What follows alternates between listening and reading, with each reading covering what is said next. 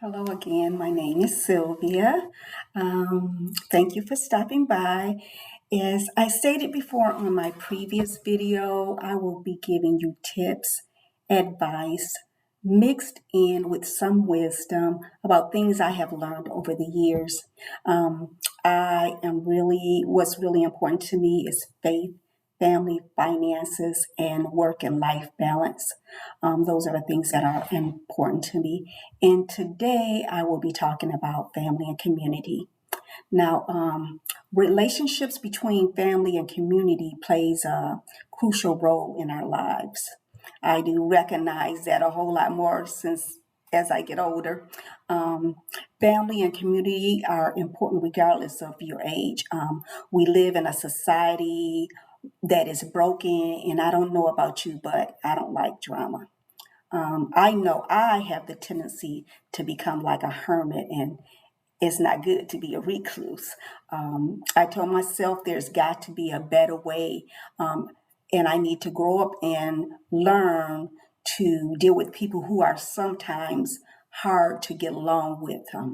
I don't think being a hermit is any way for a person to live their life. Um, so, there are a lot of issues that come up in life, and you do need someone in this journey. We need to be surrounded with family and community when we're going through challenging times in our life. I believe in prayer first, but also I know there's times we need someone we who can be a listening ear. And when I think about family, it can be biological family, it can be spiritual family, it can be someone who you've met along the journey who feels like they're part of your family. It could be someone you connected with in church or somewhere else. Have you ever spoken with someone and they encouraged you, you were feeling down, and they just spoke to you? Nothing deep, they didn't say anything deep, but just their words. And I love the book of Proverbs in the Bible, and there's so much wisdom in that book and all through the Bible. And in Proverbs 25 and 11, it says, a word fitly spoken is like apples of gold in settings of silver. And you do need to be aware of who you allow to speak in your life. And there is nothing like wise counsel. And recently, God brought a woman of God into my life. And although it's only been, a few months, I have learned so much. And I see how there's so many things that I need to work on. Some of the things she says I don't want to hear, but I need to hear it because she speaks the truth. And sometimes we need to hear the truth even when it hurts. Anyway, we need to nurture our relationships, and sometimes we have disagreements and with those we are close to, but we must learn to let it go. We just need to let it go. Sometimes we need to just step back, pause for a minute instead of spewing out what we want to say. And with words, we can't take it back. We say it out of hurt and out of anger, but and we can apologize to that person, but we can't take back the words that we said to them.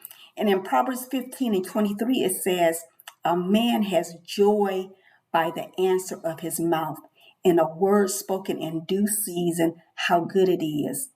And I recently read this article called Family Matters, and it was by Elisa Morgan.